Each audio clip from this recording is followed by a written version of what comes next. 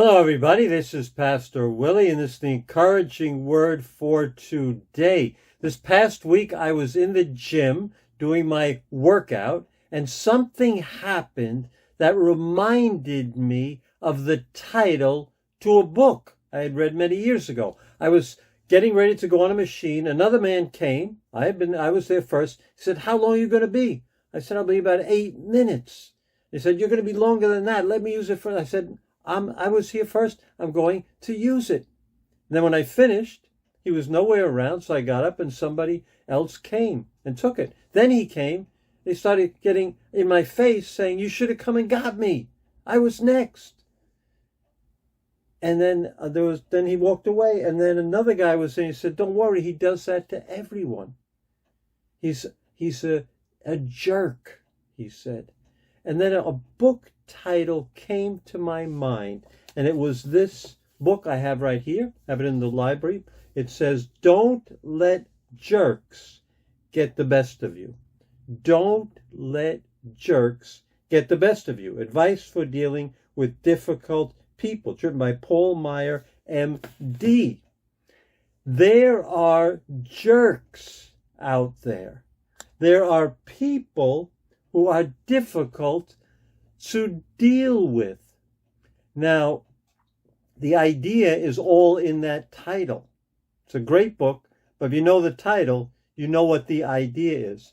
The struggle is not to let those people get the best of you. And when I remembered that title, I said, you know what? I'm not even going to think about this guy anymore. I'm not going to let him get the best of me, ruin my day. It's as if a ship is on course, going fine, and then a wind or a wave comes and threatens to knock it off course. You have to keep the rudder straight, and you can be going great through your day, positive attitude, full of faith, and some jerk tries to knock you off course.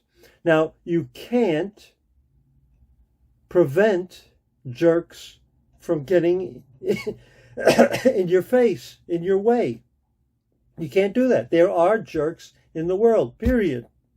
But you can keep yourself from getting off course. And we get off course sometimes when somebody does something, and then we get angry, and then we're angry and stressed, and things just escalate. Or we could have a lot of faith.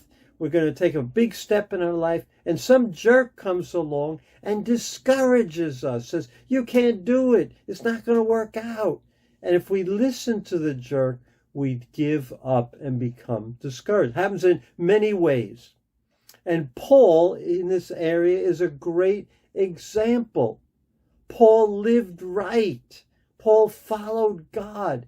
And yet Paul was attacked relentlessly by jerks. Yet he never went off course. And he had help to keep him on course. So let's look at 2 Timothy chapter 3, verse 10 through 11. He's writing to Timothy, and this is what he says. "You, however, know all about my teaching, my way of life, my purpose, my faith, patience, love, endurance, persecutions, sufferings, what kinds of things happened to me in Antioch, Iconium, and Lystra, the persecutions I endured, yet the Lord rescued me from them all." You see, there are jerks. There are demonically influenced people. Not all jerks are demonically influenced, but there are jerks and there are demonically influenced people where Satan uses people to knock us off course, get the best of us. Either way, their goal is to get you off course, whether they realize it or not. A jerk doesn't even realize they're just a jerk. Pray for them not to be a jerk anymore. But the goal of Satan is to get you off course. So we're aware these things are going to happen. So Paul says, He describes what he's doing. He's doing everything right. And that idea that if we do everything right, everyone will love us and everyone will respect us, we got to just throw that away, because there are jerks and there are evil people and there are demons, and Satan is real. So this is what he says. He says, you know all about my teaching. He had great teaching. We study it today. My way of life, his way of life matched his teaching 100%. My purpose, he had a purpose from God, the creator of the universe. My faith, he had faith that could move mountains. My patience, that's what I need, patience. I wanted to kill that guy in the gym, but I had patience. My love, he says, endurance.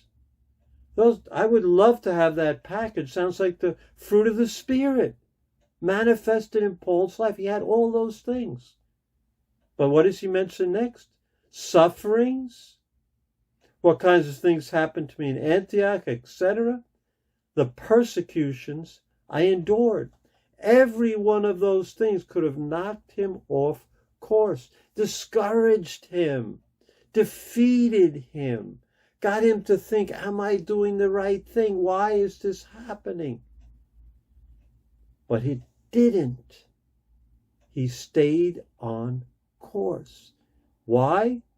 What he says next is, yet the Lord rescued me from them all. Listen, when the jerks try to get you off course, cry out to the Lord. He will keep you on course. And remember, there are jerks, so memorize the title of that book. Don't let them get the best of you. Don't let Satan has no power over you. He only has the power you give him. Ignore him. Don't let him get you off course. And you know what's going to happen? Psalm 34:19 is going to come true in your life and in my life. And that says, the righteous person may have many troubles, but the Lord delivers them from them all. We will have many troubles. We may have many troubles, but God will deliver us from every one of them. So don't let the jerks get the best of you. God bless you, and I'll see you tomorrow on Facebook Live.